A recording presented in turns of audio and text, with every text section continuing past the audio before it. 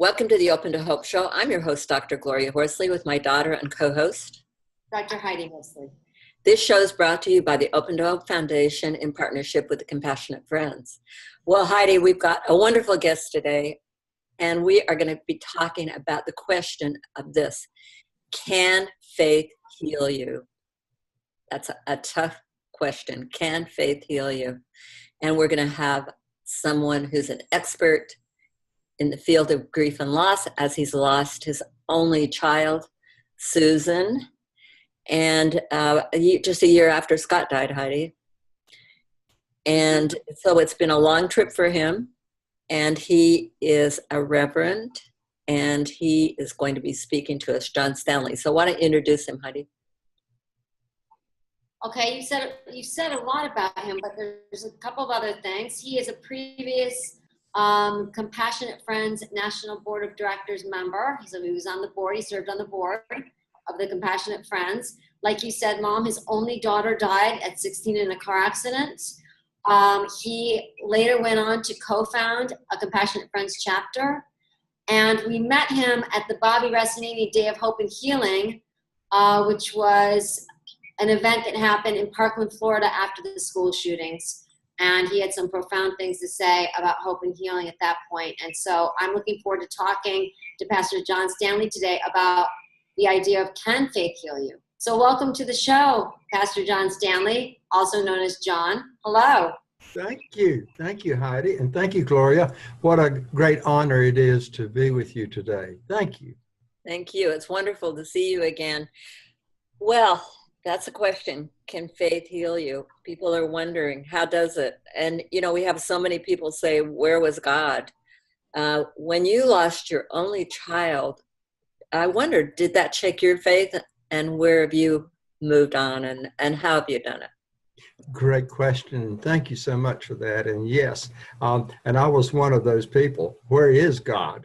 At the time, I was director of community and governmental relations for a natural gas utility, and had a great career going on there. And then when Susan died, it changed everything. You know, all my life I was very, very close to my grandmother, very close to my mom. Mother saw that, mother and dad both saw that we were in church. We moved around a bit. But Mother always said that when we'd moved to a new town, the first thing that she did after settling in was join a church. So we were all bathed in church, and the stories, and we knew the stories of the Bible, and we knew God loves us.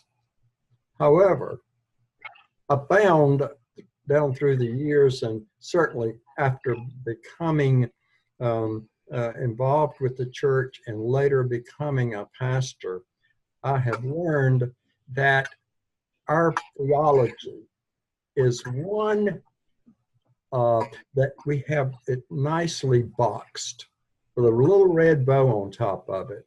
And it's not really our theology. It's our grandmother's. It may even be our great-grandmother's, our mother's theology. They've told us certain things down through the years, and we've packaged all that, and that becomes our belief. And until something happens, such as the death of a child, we never question, or seldom do we ever question. So when Susan died, I really ripped the bow right off that box and began to examine everything anybody had ever told me, everything my grandmother or mother or the various ministers that we'd had that I remembered. And so I remembered those things, and through that searching and through that struggling and through going out into our backyard and shaking my fist at God and saying, where are you? Where were you? How can we go on with our lives without Susan? And there was a lady in a Compassionate Friends chapter in Georgia one time that said, sudden and accidental death is like somebody jerks your right arm off and beats you in the head with the bloody end. It's a real pain. And so we question, where is God in all of that? And how can we rebuild a faith? You know, I wanted to say, when my son died, I said to one of the people in my church, I think one of the ministers there, I said, I don't find the theology in the least bit helpful. No, the theology is not helping me at all, but the people have been fantastic. And he started to laugh and he said, Gloria, the church is the people. You got it. You got it.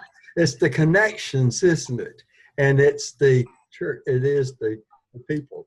Well, where my head was right now was the fact that what was helpful to me is the belief that I would see Scott again. I needed that belief system, even if, I didn't want to hear anything else, because that was really important to me. The idea that we would at some point be reunited someday, I needed that early on a lot. Mm-hmm. I found it very comforting. I didn't find the idea of God very comforting, but I found the idea of being reunited very comforting. Mm-hmm.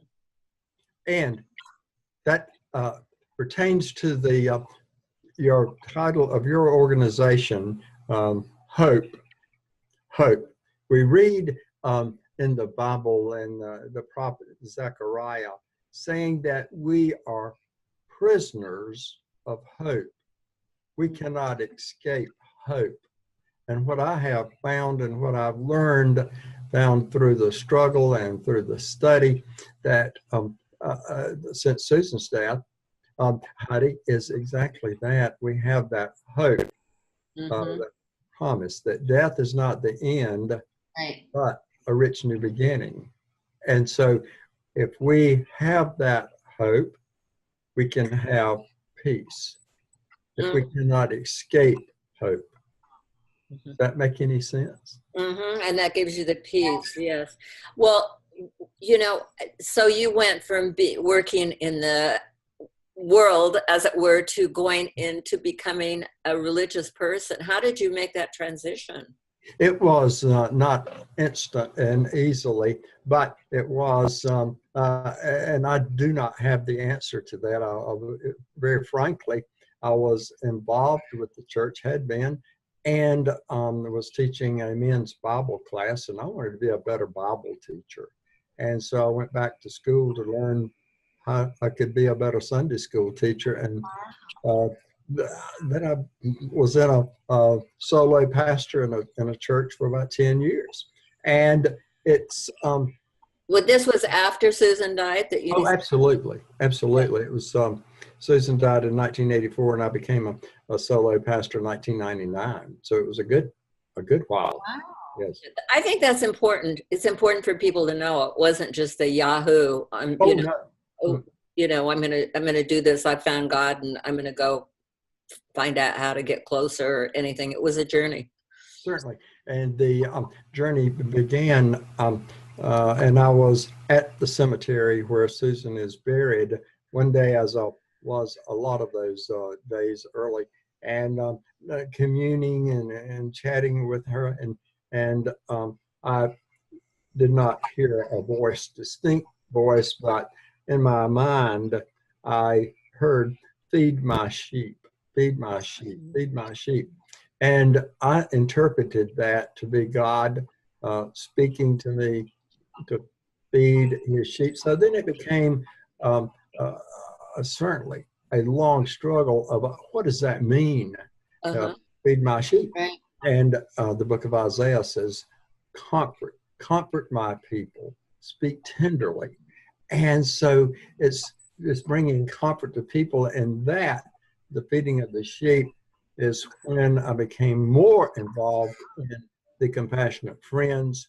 It became more involved with becoming regional coordinator and ultimately being on the national board. I found that working with and being with bereaved parents became somewhat fulfilling. It wasn't an ego trip, but it became fulfilling. If I was helping them, I got more from that than the individual did. And so the service. So talk about healing.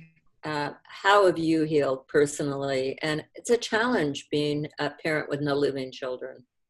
It is a real challenge, and it's a challenge. It's an ongoing challenge because first she was in the 10th, the summer between the 10th and the 11th grades.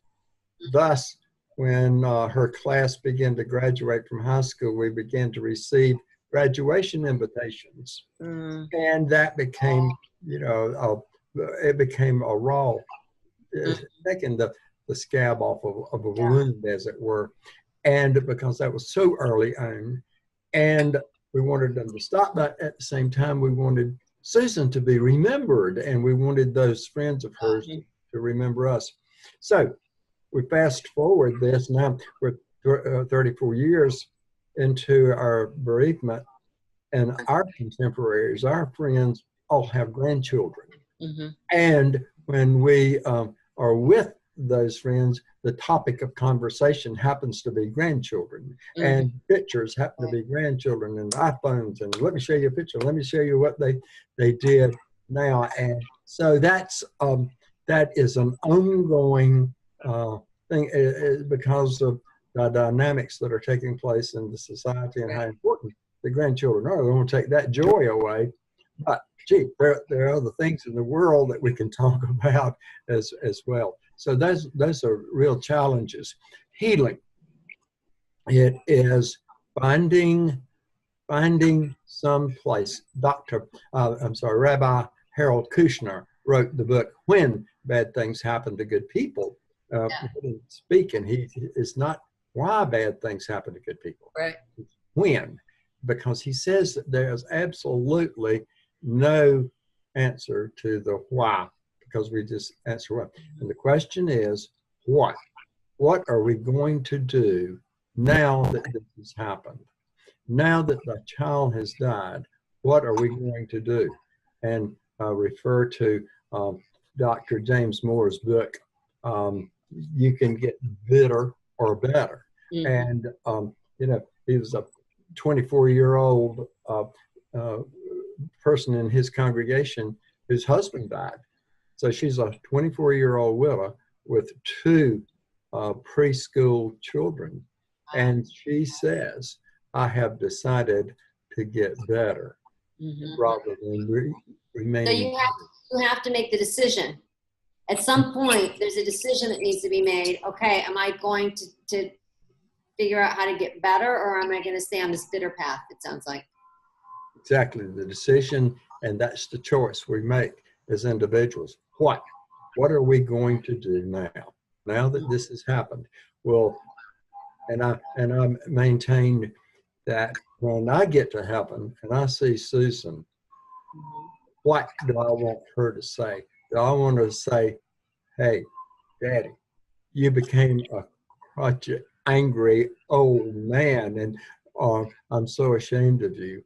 Or do I want her to say, Daddy, you reached out to so many people, and I'm so proud of the life that you and Mother built after my death? And what do I want? And what is it? She being the only, we are her legacy. We are what the world remembers of Susan Stanley. I love it. Beautiful. Well, one of the things that I'm hearing both you and Heidi say, that the faith that you will see them again has been very important to you. And I would just say one thing, John, what about the people who haven't been to church but would like to go to church, maybe had a childhood faith or whatever, and they're, worried about how can I get in touch again with that? Do you have any comments for them? I really do. And I think it starts with them, with those individuals. And I help unchurched people a lot for about 15 years concurrent with my pastorate. I was chaplain at a funeral home. And as a result, I officiated about 20 funerals a year for unchurched people. And I was questioned with that a lot, as how to get back into church because the church people, now that this has happened, what are we going to do? How can we heal? How can I? My mom always said I needed to be back in church. And so it is first knowing somebody, a friend, a relative, or neighbor who happens to be in a church, and say, can I go visit with you? Mm-hmm. Can I go and I feel the need to go, and then another neighbor, and then go to 2 or 3 churches and talk to 3 or 4 different pastors about what you're feeling and about what they have experienced. Mm-hmm. Oh, well, thank you. That's a great suggestion. It's lovely, and finding someone that you connect, a religious community that you connect up with, if you're looking for that healing power of faith. Thank you so much for being on the show today. Thank you. It's been a treat. It's certainly. Thanks, Stanley. Thank you, Heidi. God bless you both, and thank you for the work you're doing.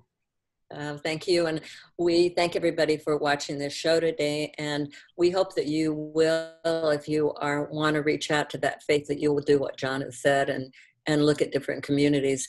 And Heidi and I know John will be there with us, want to remind you all that if you've lost hope, please lean on ours until you find your own, and God bless.